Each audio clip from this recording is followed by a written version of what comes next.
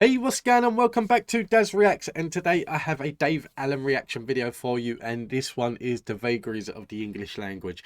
And this video was uploaded 16 years ago, so it just goes to show how late I am. But I've really enjoyed watching Dave Allen, I really have. That I think for at the moment, like teaching kids to time is my favorite one. And yesterday, so my daughter is learning time in school now. She's in year 2 and she's learning time.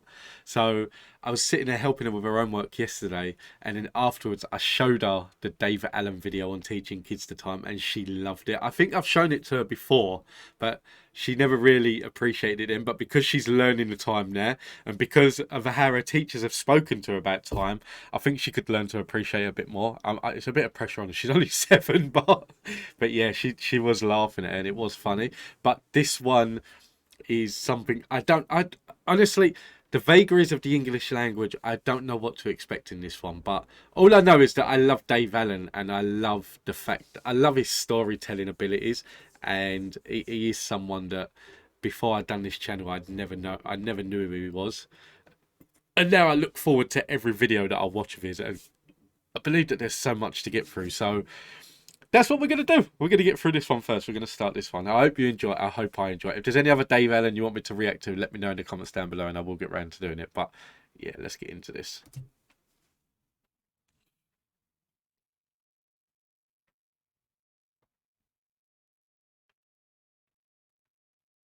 Really?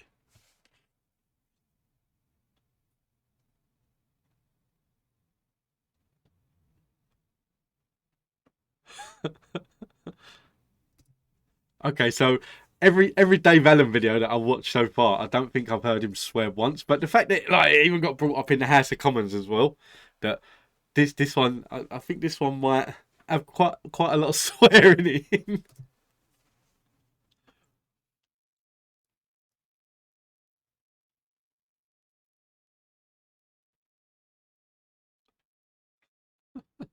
And there are certain things in the English language that, have you ever noticed that there are contradictions in terms within English?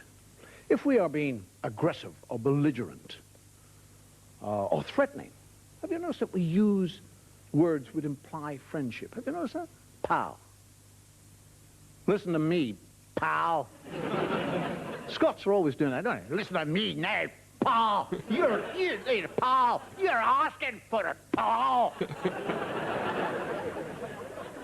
The Londoner, they chum, isn't it? A chum. Ooh, chum. Ooh, chum. Mexicans is always amigo. Amigo. I cut your testicles off, amigo. But I do it with a smile. Americans are always, hey, friend. Buddy boy. Okay, friend.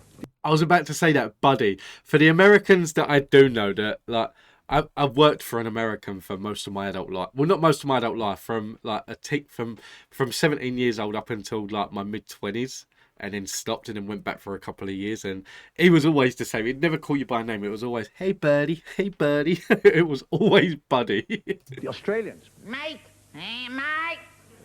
All right, mate. You want it, mate? You come out and get it, mate.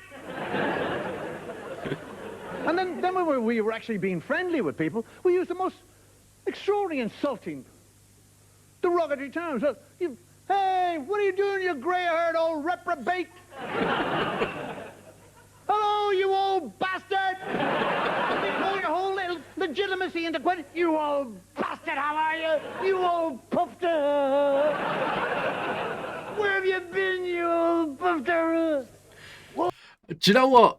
Honestly, it's something that, like, my brother-in-law, that he will do it. Like, kids are coming, like, you right, bitch. That I'm used to doing it. That like family members could come into mine. It's like, you right, Wanger? How you doing? You're right. It's very strange that like you'd curse at someone just by saying hello to them. It is it is a very very strange thing. Where have you been, you old buffer? Well, bugger me. You old bugger, you bugger me. You're as pissed as a fart. What does a pissed fart look like? How can a fart get pissed? Drunk as a skunk. What is a piss fart? It wobbles out of your bum?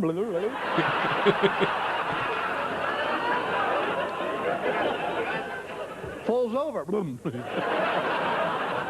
Excuse me laughing, I haven't heard that one. And then the Americans, I'm never sure what they say. I mean, the Americans will always use 8 words where 1 will do. They're always, they get lost in words. And then they always question you. They say things like, I had a cup of coffee. You know what I mean? What? Yeah, I had a cup of coffee. You know what I mean?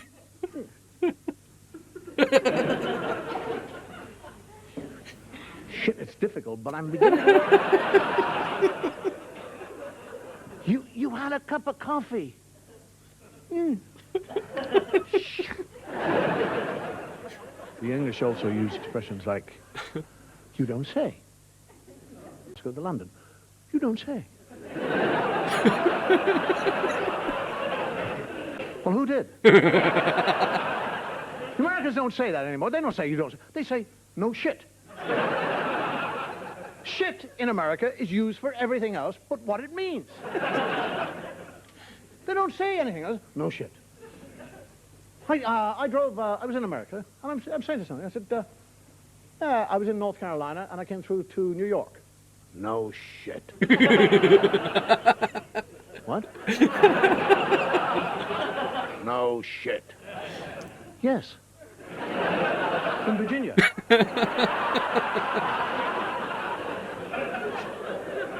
The thing is that it's the case here now that, like, if you listen to people speak, like my mum, if you listen to my mum speak, she ends every sentence with right.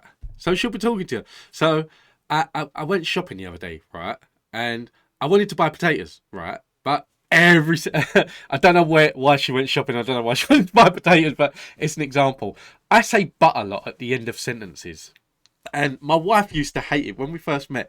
Like, I used to say something that, like, oh, I'm going to go and have a bath, but... And then I'd stop.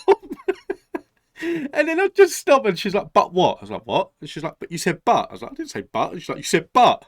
And usually after but, something else comes, but I'll just walk away. Yeah, it's very strange. Language can be very strange, especially if you go to other countries and they don't understand the sort of dialect that you're going on about. But yeah, same again with Americans. They say no shit a lot. That's still something that actually is quite common between Americans, that it says things and it's actually making me think back to, like, my interactions with Americans and Australians, and yeah, they do say that a lot. I mean, you've heard President Bush now. His dog doesn't shit, it doo-doos. The word doo-doo has taken over for the word shit. I'm going through Central Park with a friend of mine, a grown adult man, and he suddenly goes, oh, shit!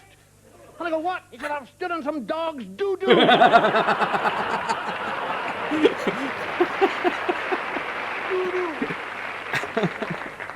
I mean, marijuana, grass, ganji, call it what you like. They don't say it. Shit. That's what it is. In America, they call it shit. They don't say marijuana, grass. You know? That's a good shit. I'm sitting in a bar in New York. A fella comes in. Hey, man. Hey, you, mate. What? Hey. You want to buy some shit?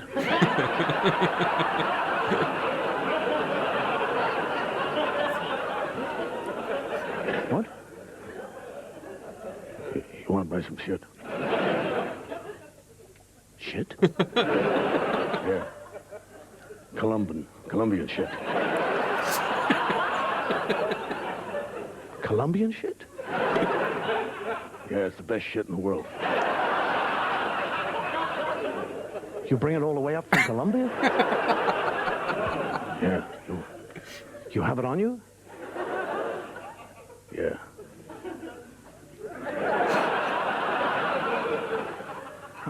How much do you have on you? It's about 3 pounds. You're walking around with 3 pounds of shit in your pocket. And people give you money for it? How much do you get? Well, $50 an ounce. Shit. I'll be a millionaire in a week.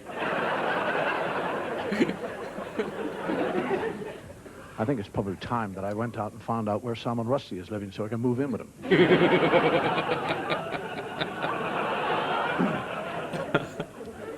Time beats us all the time. Thanks, anyhow, thanks for being a nice audience. Thanks for listening.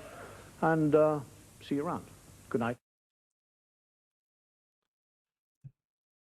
Do you know what? We're going to let the text run here while I talk, but it is the case that 1936 to 2005. Wow. Like I said, I've never heard him swear. From what I've watched of his so far, I have never heard him swear. That's why I had no problem with my daughter watching it. I'm glad that she never watched this for the first time with me. But yeah, it's very strange to hear him swear. And the Irish swear a lot.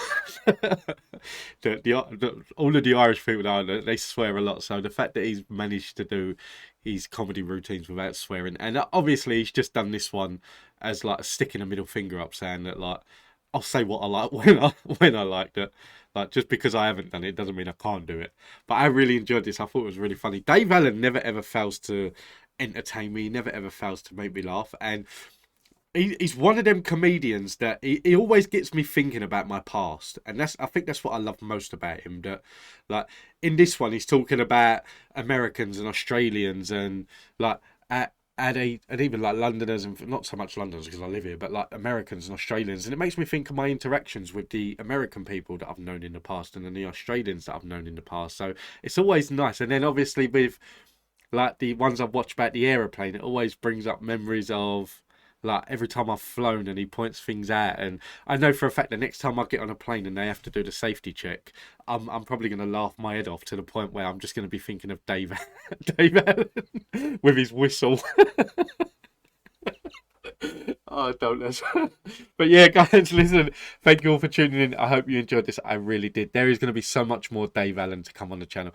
Basically, there's going to be all of the Dave Allens until I have no more Dave Allen to get through, because he is brilliant and I really do love watching him. But guys, listen, thank you all for tuning in. I hope you enjoyed this. Until the next one, take it easy. Happy New Year. See you next time.